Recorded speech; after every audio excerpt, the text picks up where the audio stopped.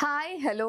അപ്പോൾ നമ്മൾ ഇന്ന് ഡിസ്കസ് ചെയ്യാൻ പോകുന്നത് പ്രഥമ ശുശ്രൂഷ അല്ലെങ്കിൽ ഫസ്റ്റ് എയ്ഡ് എന്ന് പറയുന്ന ഭാഗമാണ്. അപ്പോൾ ഇത് നമ്മൾ ഫയർ ആൻഡ് റെസ്ക്യൂ എക്സാമിനൊക്കെ ഏറ്റവും ഇമ്പോർട്ടൻ്റ് ആയിട്ടുള്ള ഒരു സ്പെഷ്യൽ ടോപ്പിക്കിലായിട്ട് വരുന്നൊരു കാര്യമാണ് ഈ ഫസ്റ്റ് എയ്ഡ് എന്ന് പറയുന്ന ഭാഗം. അപ്പോൾ നമുക്ക് ഏറ്റവും ആദ്യം എന്താണ് ഫസ്റ്റ് എയ്ഡ് എന്നുള്ളതിനെ കുറിച്ച് ഒരു ധാരണ ഉണ്ടാക്കാം അല്ലേ. ഇപ്പോൾ ഫസ്റ്റ് എയ്ഡ് അപ്പോൾ ഇതിൽ തന്നെ ഉണ്ട് പ്രഥമമായിട്ട് ഫസ്റ്റ് ആദ്യം നമ്മൾ ചെയ്യുന്ന കാര്യം, അതായത് ഒരു ആക്സിഡന്റ് സംഭവിച്ചു എന്ന് വിചാരിക്കാം. അതിപ്പോൾ എന്തോ ആയിക്കോട്ടെ അല്ലെ. ഇപ്പോൾ ഒരു തീപ്പൊള്ളലേറ്റു, അല്ലെങ്കിൽ നമുക്കൊരു ആക്സിഡന്റ്, ഒരു റോഡ് ആക്സിഡന്റ് സംഭവിച്ചു, അല്ലെങ്കിൽ നമ്മുടെ കൈ ഒടിഞ്ഞു, അങ്ങനെ അല്ലെങ്കിൽ ഒരു ഷോക്ക് അടിച്ചു, അങ്ങനെ ഏത് തരം എന്തായാലും നമുക്ക് അത് സംഭവിച്ചു കഴിഞ്ഞിട്ട് നമ്മൾ ഹോസ്പിറ്റലിൽ എത്തുന്നത് വരെ അല്ലെങ്കിൽ നമ്മളൊരു ഡോക്ടറെ കൺസൾട്ട് ചെയ്യുന്നതിന് മുമ്പ് ചെറിയൊരു ഗ്യാപ്പ് ഉണ്ടാവും അല്ലെ. അപ്പൊ ആ ഗ്യാപ്പിൽ എന്തും സംഭവിക്കാം. മേ ബി എന്താവാം, നമ്മുടെ ആ അവസ്ഥ കുറച്ചും കൂടെ ഗുരുതരമായി മാറിയേക്കാം, അല്ലെങ്കിൽ ജീവൻ വരെ നഷ്ടപ്പെട്ടെന്ന് പോയേക്കാം അല്ലെ. അല്ലെങ്കിൽ എന്താ പറയാ, നമുക്ക് ആ വേദനയുടെ ആക്കം കൂടിക്കൊണ്ടിരിക്കാം അല്ലെ. അപ്പൊ ഫസ്റ്റ് എയ്ഡ് എന്ന് പറയുന്നത് ഇതിനെയൊക്കെ കുറയ്ക്കാൻ വേണ്ടി നമ്മൾ ചെയ്യുന്നതാണ്. അതായത് നമ്മുടെ വേദന കുറയ്ക്കാൻ വേണ്ടിയിട്ട്, ഇല്ലെങ്കിൽ ജീവൻ രക്ഷിക്കാൻ വേണ്ടിയിട്ട്, അല്ലെങ്കിൽ എന്താണ് അതിന്റെ ആ ഒരു ഗുരുതരാവസ്ഥയിലേക്ക് കാര്യങ്ങൾ എത്തുന്നതിന് തടയാൻ വേണ്ടിയിട്ടാണ് നമ്മൾ എന്ത് ചെയ്യുന്നത്, ഫസ്റ്റ് എയ്ഡ് ചെയ്യുന്നത്. ഓക്കെ, അപ്പൊ ഈ ഫസ്റ്റ് എയ്ഡ്, അപ്പൊ അതിന്റെ ഇമ്പോർട്ടൻസ് എന്താണെന്ന് മനസ്സിലായല്ലോ അല്ലെ. ജീവൻ വരെ രക്ഷിക്കാൻ ഫസ്റ്റ് എയ്ഡ്, കൃത്യമായ സമയത്ത് ഫസ്റ്റ് എയ്ഡ് കൊടുക്കുന്നതുകൊണ്ട് നമുക്ക് എന്ത് ചെയ്യാം, ഒരാളുടെ ജീവൻ വരെ രക്ഷിക്കാൻ പറ്റും. ഹോസ്പിറ്റലിൽ എത്തുന്നത് വരെയുള്ള ഒരു സമയത്ത് നമുക്ക് ചെയ്യാൻ പറ്റുന്ന കാര്യമാണ് ഫസ്റ്റ് എയ്ഡ് എന്ന് പറയുന്നത് അല്ലെ.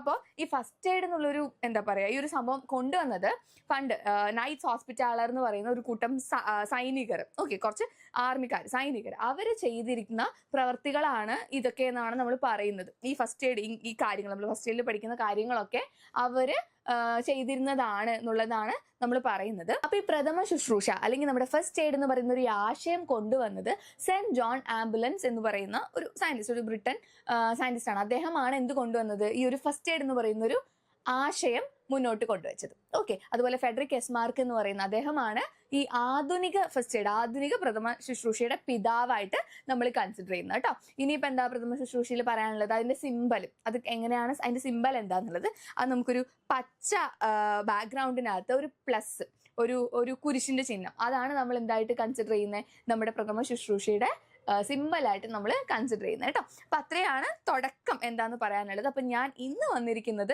പ്രീവിയസ് ഇയർ, അതായത് 2022, 2023 ചോദിച്ച കുറച്ച് ചോദ്യങ്ങളായിട്ടാണ് നമ്മൾ ഇന്ന് വന്നിരിക്കുന്നത്.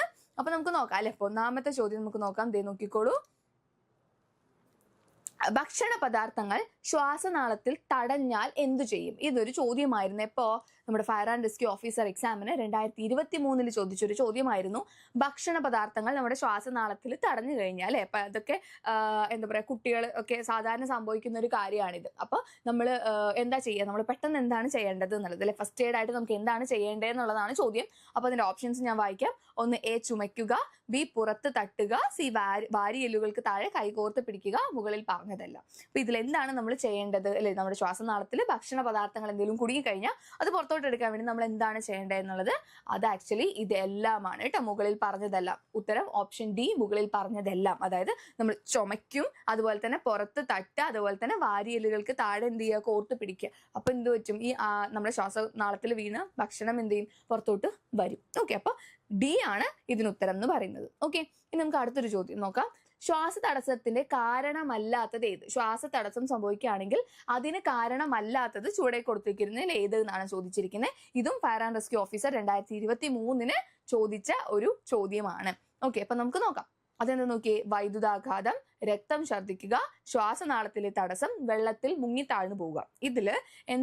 ഇതിൽ നമ്മുടെ ശ്വാസതടസ്സത്തിന് കാരണമല്ലാത്തത് ഇതിൽ ഏതാണെന്ന് ചോദിച്ചിരിക്കുന്നത്. അതിനുത്തരം ഇതാണ് കേട്ടോ, രക്തം ഛർദ്ദിക്കുക. രക്തം ഛർദ്ദിക്കുക എന്നുള്ളത് ശ്വാസതടസ്സവുമായിട്ട് ബന്ധമുള്ള ഒരു കാര്യമല്ല.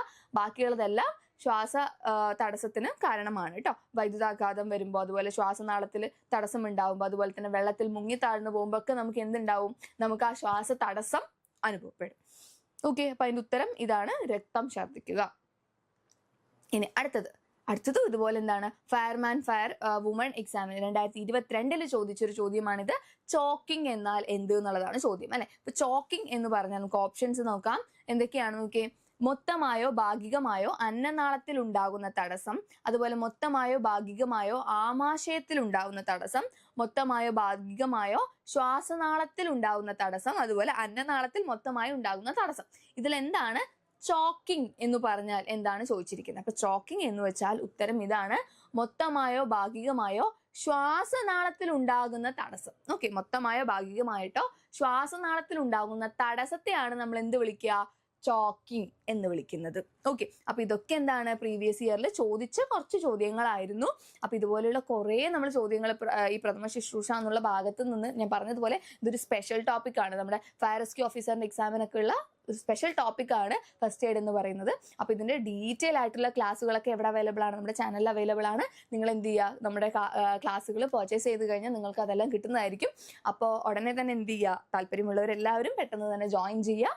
അപ്പൊ ഇതുപോലെയുള്ള കുറേ ക്ലാസ്സുകളായിട്ട് നമ്മൾ വീണ്ടും കാണുന്നതാണ്. അപ്പോൾ അത്രയേ ഉള്ളൂ. അപ്പോൾ എല്ലാവരും എന്ത് ചെയ്യുക? നല്ലോണം പഠിക്കുക. പ്രീവിയസ് ഇയർ ക്വസ്റ്റ്യൻസ് തന്നെ നല്ലോണം ചെയ്തു നോക്കുക. അതാണ് ഏറ്റവും എന്താ പറയുക, നമുക്ക് പഠിക്കുമ്പോൾ ഏറ്റവും ഇമ്പോർട്ടൻ്റ് ആയിട്ടുള്ള ഒരു കാര്യം. പ്രീവിയസ് ഇയറിൽ ചോദിച്ച ചോദ്യങ്ങൾ കൂടെ ഒന്ന് പോവുക എന്നുള്ളത് ഭയങ്കര എന്താണ്, നിങ്ങൾക്ക് കുറച്ചും കൂടെ എന്താ പറയുക, എക്സാമിനെ ഫേസ് ചെയ്യാൻ കുറച്ചും കൂടെ നിങ്ങൾ ഹെൽപ്ഫുൾ ആയിരിക്കും ആ കാര്യം.